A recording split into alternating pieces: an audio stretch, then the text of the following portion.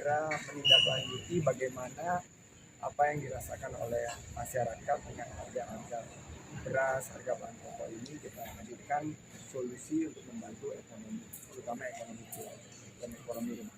Pertanyaan terakhir mungkin terakhir ya. Belum. Masih banyak. Belum. Kalau sudah tidak ada lagi keinginan untuk membuat poros baru dengan Demokrat dan PKS, apakah P3 akan menggayat gitu Demokrat dan PKS untuk bergabung bersama mendukung Pak Ganjar Pranowo? Niatan itu sudah kita sampaikan kepada PLT Ketum dan itu akan dibahas nanti di forum pimpinan partai politik, tidak melibatkan dari.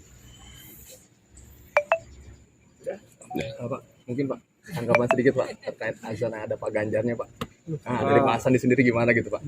Menurut saya tentunya kembali kepada niat.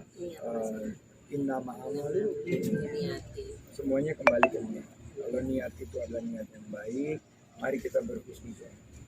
Mengingatkan orang sholat itu kan baik, dan tentunya semuanya harus dalam koridor itu.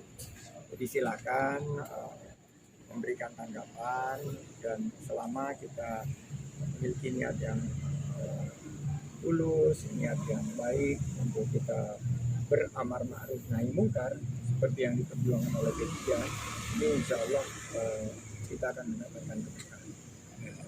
Tapi ini kan dianggap sebagai kampanye Silakan ada aparat yang menangani itu, Bawaslu misalnya, memberikan masukan. Tapi kami dari P3, apalagi ini mengajak sholat ya, azan selama ini positif tentunya dan tidak melanggar aturan, tidak melanggar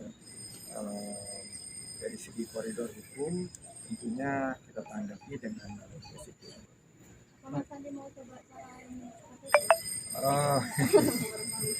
Saya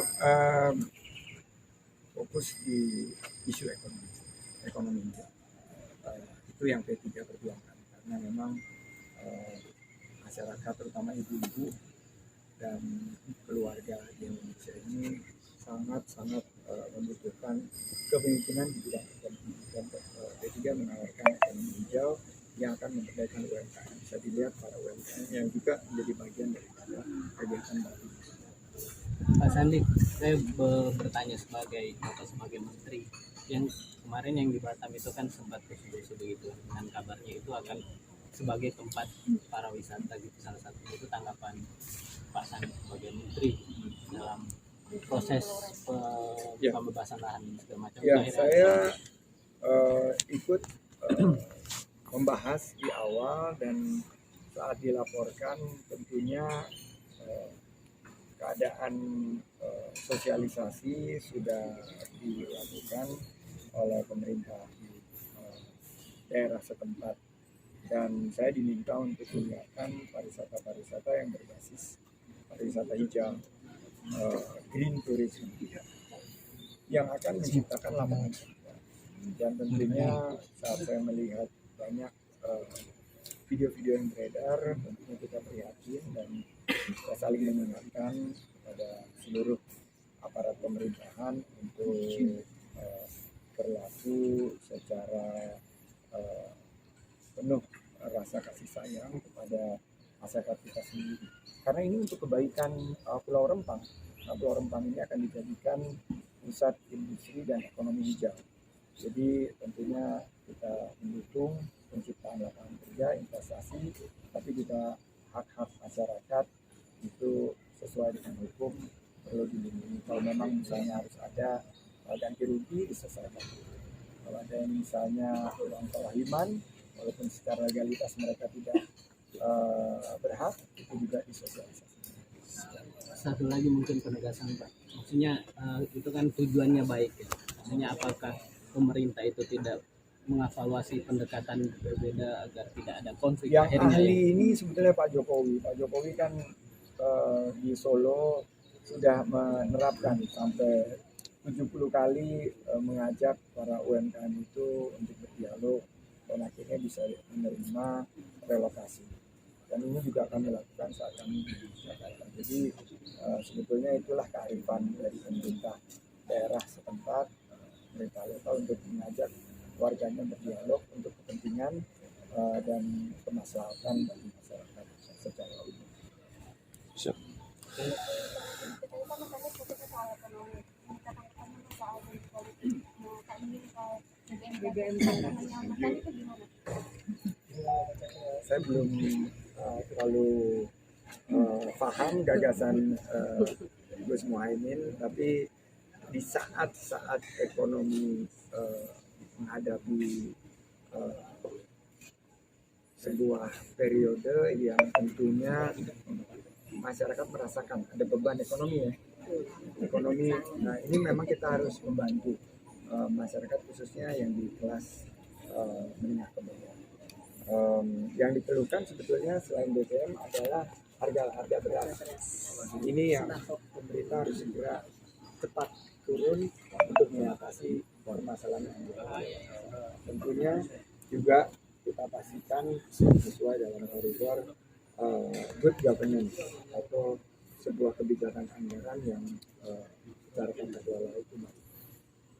Menurut Kakak ini, apakah hal itu mungkin melakukan sebagai pengawasan beban negara? BBM gratis semuanya gitu, nggak perlu bayar kalian semua gitu. Saya juga nggak perlu bayar. Kalau saya nggak perlu bayar BBM, menurut saya sangat tidak fair karena saya dapat rezeki banyak sekali dari Yang Maha Kuasa. Saya ya mungkin pemikirannya itu harus lebih kepada bagaimana membantu. Jadi bukan subsidi produk, tapi kepada subsidi orang. Itu yang saya lebih setuju bahwa subsidi produk ini banyak kebocoran. Kalau subsidi kepada langsung kepada masyarakat yang membutuhkan itu mungkin lebih tepat sasaran, tepat manfaat dan tepat. Nah itu kajiannya belum selesai. Kita tunggu kajian karena kita ingin tidak membebani masyarakat. Apalagi kalau perpindahan itu ke biogreen akhirnya mengakibatkan harga BBM yang naik. Ini para majelis naik motor ya? Gimana biaya BBM-nya turun atau naik? Naik. Kalau diganti biogreen tambah naik kan berat pasti ya. Jadi ya apalagi kalau dihapuskan kasihan mereka. Ya harus ada sosialisasi yang masif dengan diberi juga alternatif kepada masyarakat yang masih menggunakan motor.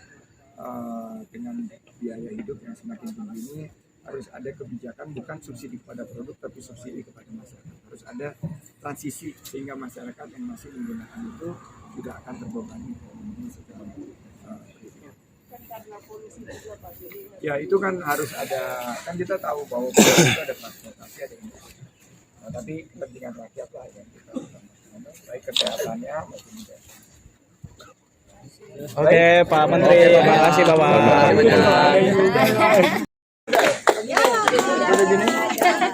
Ke bawah, kan ke bawah, ke atas. Siap, honor memang cukup. Memang hanya segini. Oh gitu.